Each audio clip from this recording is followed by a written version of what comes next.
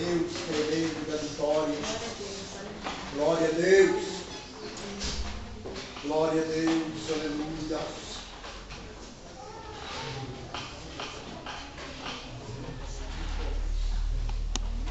Glória a Deus, aleluia. Abra sua Bíblia na carta de Paulo aos Filipenses, Aleluia. capítulo de número 1.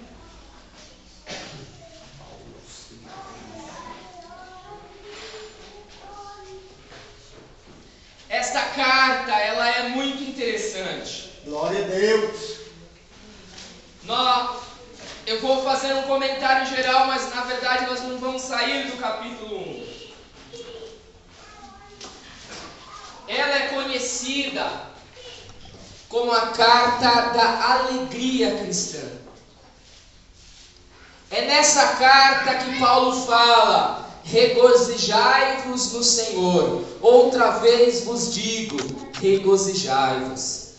Ele repete isso por diversas vezes. Alegrai-vos no Senhor. Outra vez vos digo, alegrai-vos. Aleluia. Ele insta, ele exorta, ele compartilha com aquela igreja de Filipos que a vida cristã é uma vida para ser vivida transbordando de alegria. A alegria do Senhor é a nossa força. A alegria do Espírito de Deus. Entretanto, se nós lermos apenas essa parte, nós ficamos a pensar que a vida de Paulo foi então muito fácil. Para ele está falando para todo mundo: sejam alegres, transbordem de alegria, vocês têm razões. A pessoa que escreveu esta palavra, o apóstolo, neste momento, estava na prisão. Então esta é uma das cartas que Paulo escreve depois de ter sido preso.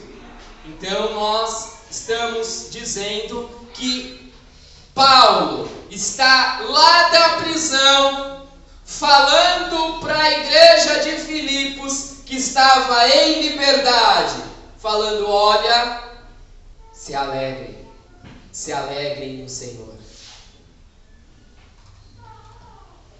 Neste momento, algumas pessoas tinham entrado na igreja de Filipe e começado a questionar a autoridade de Paulo de ser um apóstolo.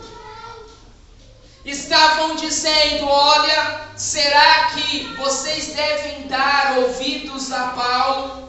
Afinal de contas, ele era um judeu. Ele perseguia a igreja. Será que ele deve ser ouvido? Não é, e ele deve ter feito alguma coisa muito errada, porque afinal de contas ele está preso. Ele está lá encarcerado. Então, pensamos que ele não seja uma pessoa que tenha crédito para dizer alguma coisa. Afinal de contas, um judeu que perseguiu a igreja e que agora está preso,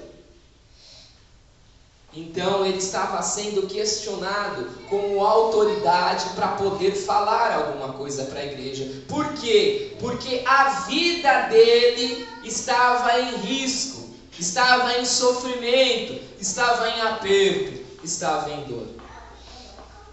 Já haviam passados aproximadamente 20 anos que Paulo começou a sua trajetória missionária de percorrer diversos lugares, abrindo igrejas, pregando o evangelho e sendo perseguido de um lugar para o outro, de um lugar para o outro. Ele já tinha ido, ele já tinha voltado a algumas igrejas quando ele foi preso. Então ele já tinha uns 20 anos de ministério e ele já estava, de uma certa forma, um pouco cansado com tudo aquilo que estava acontecendo.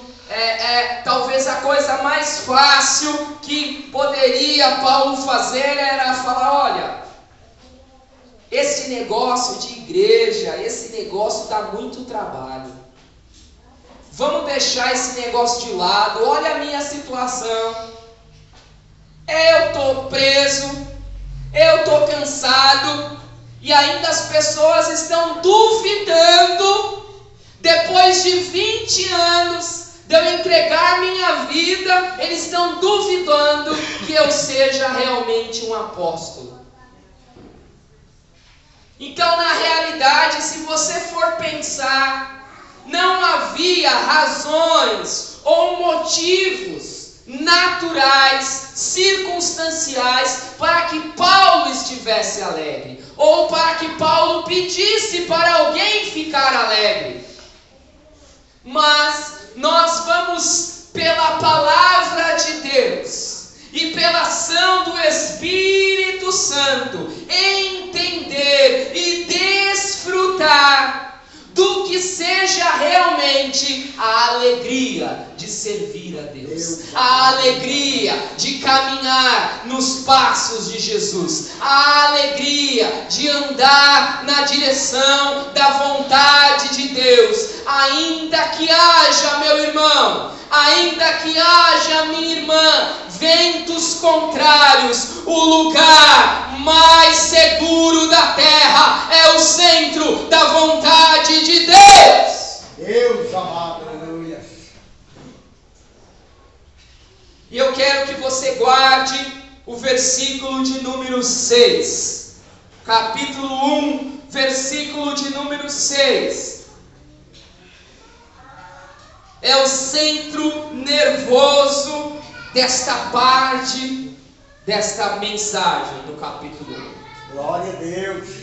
Estou plenamente certo de que aquele que começou a boa obra em vós há de completá-la até ao dia de Cristo Jesus. Oh, glória, aleluia. Diga assim: Deus começou. Deus começou. Ele vai continuar. Ele vai continuar. Até o fim. Até o fim. E esta obra. E esta obra Vai ser. Completa. Aleluia. Deus começou. Ele não vai parar. Aquele que começou a boa obra em vós é fiel para completar. Glória a Deus. Paulo começa essa carta se colocando como servo de Deus, servo do Senhor Jesus. E ele, já no início, ele começa a falar que ele agradece quando ele lembra da igreja de Filipenses. E logo no versículo de número 4, ele já dá o primeiro tom da alegria, porque ele diz assim: fazendo sempre com alegria súplicas por todos vós em todas as minhas orações. Ele fala: olha, eu estou aqui na prisão, mas quando eu vou orar por vocês, pela igreja, eu oro com alegria. Eu me lembro de vocês e eu oro com alegria. Vocês são o motivo e a razão da minha alegria. Quando eu vou levantar a minha voz aos céus e em nome de Jesus eu oro pela igreja de Filipenses, eu oro com alegria. Este é Paulo, pastor, apóstolo da igreja, que tinha responsabilidade sobre ela, que estava lá na prisão, e quando lembrava da igreja, orava por ela com alegria. Por que que ele orava pela igreja com alegria? Primeira coisa, porque ele entendia o seguinte: aquele povo foi chamado, foi salvo, foi lavado, foi remido no sangue do Cordeiro para serem cooperadores de Deus. Preste atenção nisso, porque diz respeito à sua vida. Versículo 5, ele diz então: pela vossa cooperação no Evangelho, desde o primeiro dia até agora. Ele tinha um entendimento que aqueles que haviam sido salvos, aqueles que haviam sido alcançados pelo poder do Evangelho, não haviam sido salvos para ficarem parados, para esquentar banco, não haviam sido salvos para ficar passivos, esperando alguma coisa cair do céu. Eles haviam sido salvos, resgatados das trevas, trazidos para a luz, para serem instrumentos de Deus na terra, cooperadores do Evangelho, participantes da graça de Deus. E quando ele se lembrava disso, ele ficava feliz. Ele ficava feliz. Deus amado, aleluia. Ele lembrava da igreja de Filipenses e falava: eles foram salvos. Deus só começou a fazer. Deus iniciou um processo de mudança e de transformação, como foi dito aqui, em várias áreas da vida deles. Deus começou, pode ser que eles estejam tropicando aqui, pode ser que eles estejam errando ali, pode ser que ainda eles não tenham o pleno entendimento da vontade de Deus, mas aquele que começou a boa obra vai continuar operando, vai continuar trabalhando, o seu Espírito vai agir no meio dele. Então não posso estar alegre, porque a minha esperança está no Senhor, no seu agir, no seu poder, na ação do seu Espírito. Aleluia! A nossa esperança não é uma organização humana, não é um método de planejamento, não é um culto de manhã ou um culto à noite. A nossa esperança é o poder de Deus. É o poder de Deus, é a presença do Espírito Santo no meio da igreja. Deus amado, aleluia. E como cooperadores de Deus, é isso que nós precisamos buscar. É isso que você precisa buscar. Deus quer fazer de você um atalaia. Deus quer fazer de você um profeta. Deus quer fazer de você uma coluna de fogo. Mas você tem que buscar. Você não foi chamado para ser um espectador passivo, um torcedor que fica apenas lá na arquibancada, torcendo, vai Brasil, e o time lá perdendo é 1, e o time perdendo 2, 3, 4, 5, e você lá só vai Brasil. Não deixa o time afundar. Você foi chamado para entrar em campo, irmão. Você foi chamado para participar da peleja. Você é cooperador de Deus.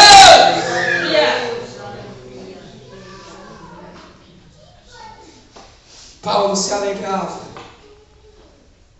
com isso. Deus amado, aleluia. Por isso ele diz no versículo de número 7: aliás, é justo que eu assim pense de todos vós, porque vos trago no coração, seja nas minhas algemas, seja na defesa e confirmação do Evangelho, pois todos sois participantes da graça comigo. É graça, irmão. É a graça. É a graça que nos trouxe até aqui. É a graça que abre os nossos olhos. para entender que nós somos dependentes de Jesus. É a graça que nos leva a nos colocar aos pés da cruz e clamar: Senhor, tem misericórdia de mim, que eu sou pecador. É a graça. E essa graça está operando. Glória a Deus, aleluia. Essa graça está operando. Não podemos nos valer do nosso entendimento, da nossa força humana. Temos que nos valer da graça daquele que opera, independente de nós e apesar de nós. Ele age. Oh, Deus, porque a igreja é dele, o povo é dele. E ele tem interesse especial no desenvolvimento da sua vida. O apóstolo Pedro fala isso muito claramente. Ele diz: propriedade exclusiva de Deus. Vós sois nação santa, sacerdócio real, povo de propriedade exclusiva de Deus. Irmão, irmã, você é de Deus. Se você entregou sua vida a Jesus, você é de Deus. Deus tem zelo, tem ciúmes pela sua vida, e Ele está trabalhando para que cada dia mais você se aproxime do querer dele. Oh, glória, aleluia. Segunda coisa que Paulo se alegrava e se colocava diante de Deus em oração, e via como esta obra precisava se desenvolver no coração e na vida daquele povo. Ele louvava a Deus e ao mesmo tempo ele intercedia, porque ele via que tinha áreas que eles precisavam crescer, e ele dirigia a sua oração especificamente para aquelas áreas. A primeira área que Paulo entendia que precisava ser regada de oração, porque precisava haver crescimento naquela igreja, é que eles precisavam crescer em amor. Versículo de número 9. E também faço essa oração, que o vosso amor aumente mais e mais. Queridos, que o vosso amor aumente mais e mais, em pleno conhecimento e toda percepção. Paulo louvava a Deus por aquela igreja, mas intercedia para que Deus aumentasse o amor de um para com os outros, para que aumentasse o amor do povo para com Deus. Mais um amor, como diz as Escrituras, um amor forte. Olha as palavras que ele acrescenta à qualidade desse amor. Preste atenção na palavra de Deus. Preste atenção na profecia das Escrituras, porque Deus está falando com você. Paulo diz que este amor cresça mais e mais em pleno conhecimento. Deus começou uma obra nas nossas vidas, e Ele está continuando esta obra, e Ele está fazendo esta obra crescer. E uma das coisas que Deus está trabalhando na sua vida, irmão, é que o seu amor cresça em conhecimento. A sua demonstração de amor seja baseado na palavra de Deus. Que o seu amor esteja calcado num conhecimento sólido das Escrituras Sagradas. O amor da igreja não é um amor comum. O amor da igreja é uma resposta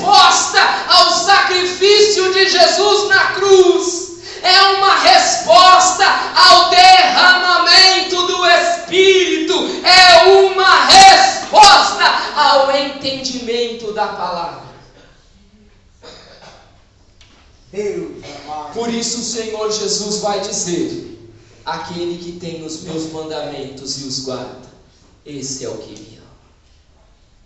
Irmão, irmã, se como igreja nós não crescermos na palavra, nós não temos como crescer no amor de Deus. Nós vamos correr e fazer as coisas que nós achamos que estão certas, que nós pensamos que devemos fazer, mas não estaremos fazendo aquilo que a palavra de Deus diz para fazer. Oh Deus, a resposta de amor da igreja está baseada na palavra.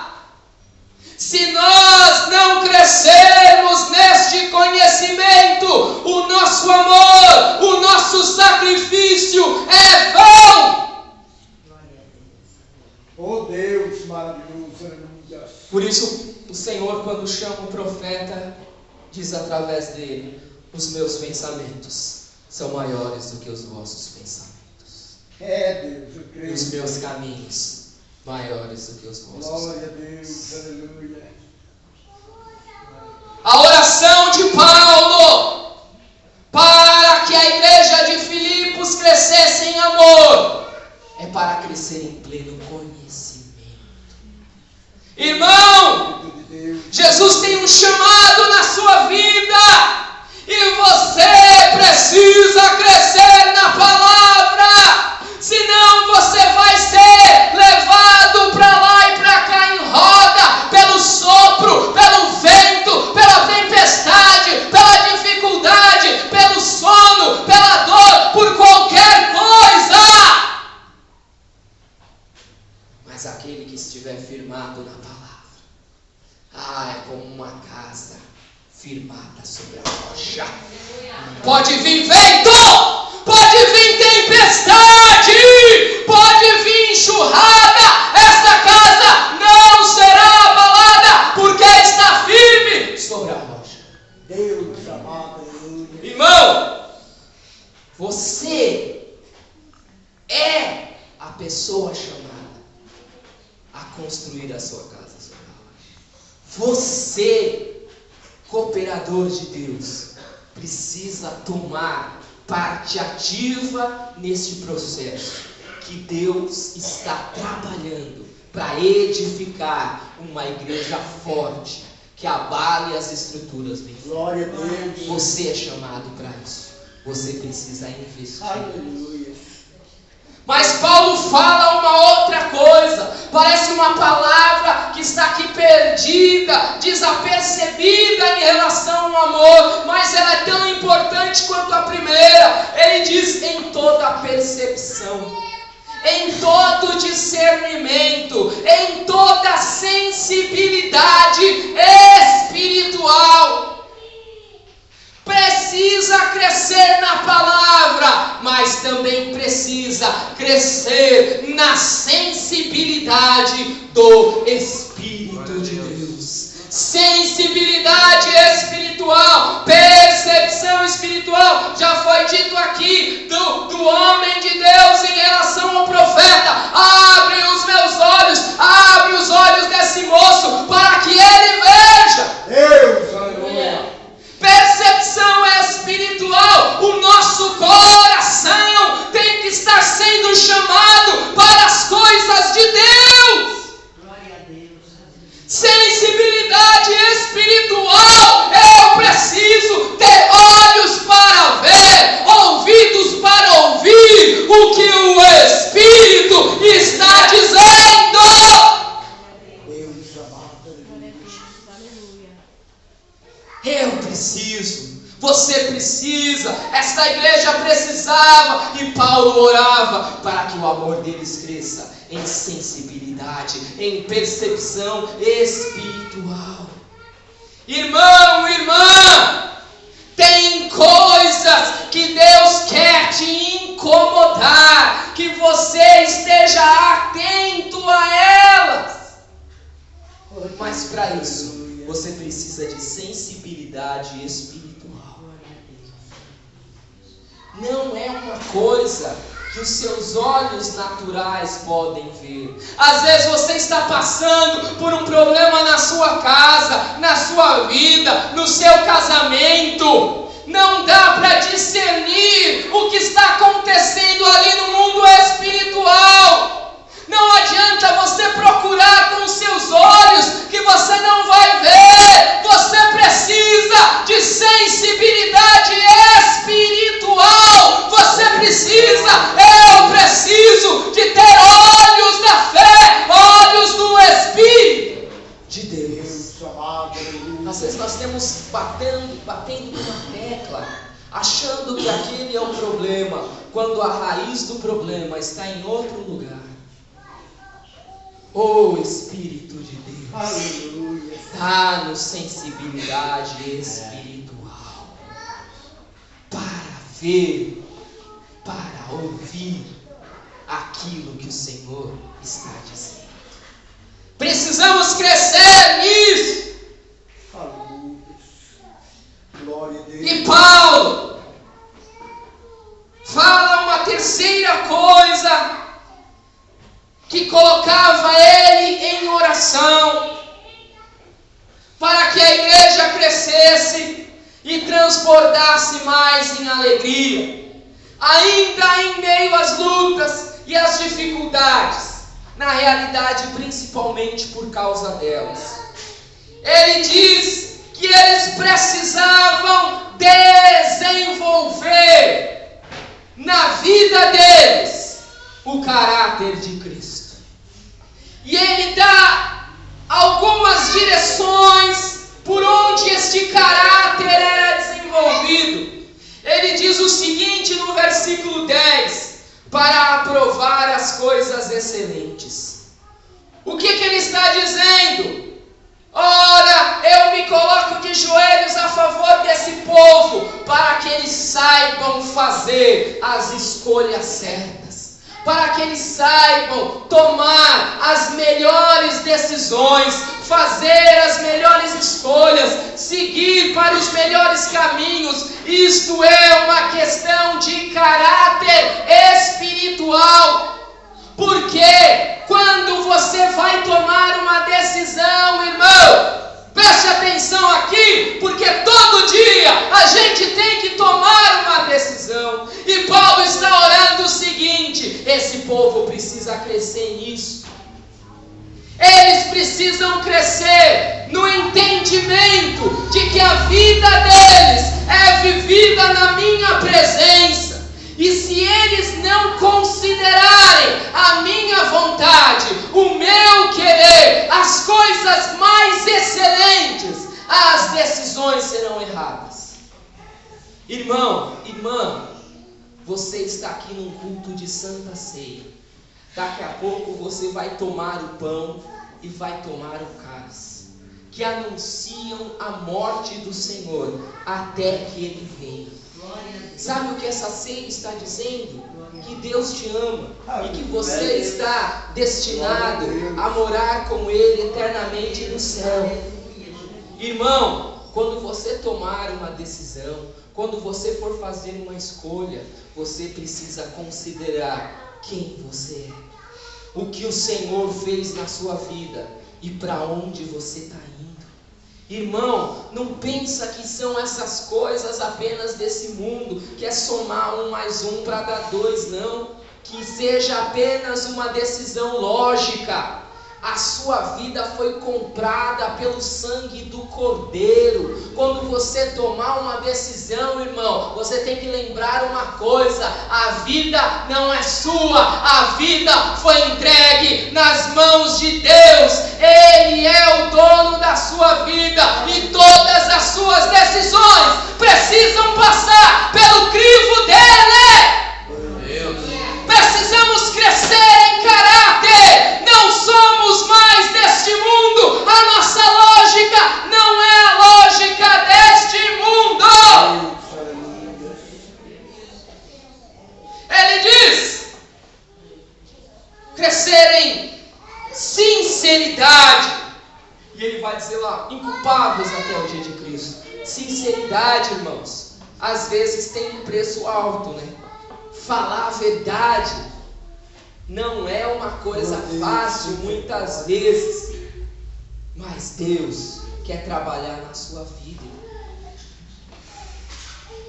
Ele quer te ajudar, ainda que haja um preço a pagar para você ser verdadeiro, para você ser sincero. Jesus quer te dizer uma coisa: todas as vezes que você for sincero e verdadeiro, Ele vai te ajudar, Ele vai te dar graça. Pode ser que você fique num lugar apertado mesmo, porque Jesus ficou em lugar apertado, mas você vai estar em boa companhia. Jesus vai estar contigo, irmão. Sinceridade, honestidade, fidelidade está atraindo a presença de Deus na sua vida, irmão. Glória a Deus, amém. Cheios do fruto de justiça, o qual é mediante Jesus Cristo. Eu creio, Pai. Não fostes vós que escolhestes a mim, mas eu vos escolhi a vós, e vos nomeeis, para que vades e deis fruto, e o vosso fruto permaneça. Deus amado. Queridos, Jesus, uma certa feita, olhou para uma figueira, ao longe, cheia de folhas, sinal de que era a época dos frutos.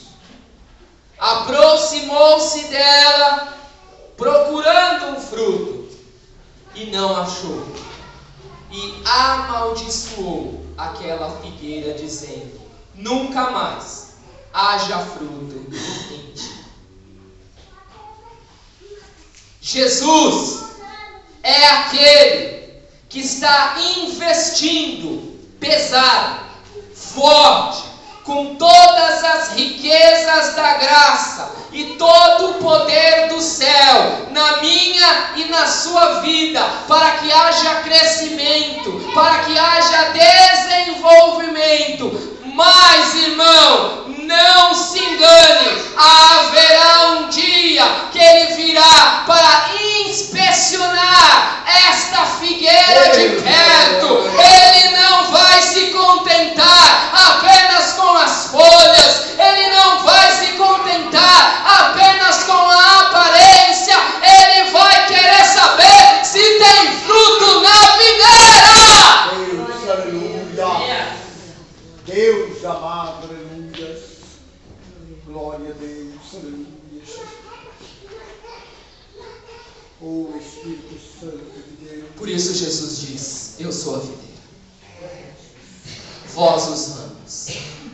Se vós estiverdes em mim, e as minhas palavras estiverem em vós, dareis muito fruto. Chama os obreiros para colocar a mesa em nome de Jesus. Jesus, videira verdadeira. Sebastião Luiz, Laurindo, Paulo Marconde, Simone. Jesus, videira verdadeira. Santo tu és, Rosa de Saron. Deus amado, aleluia.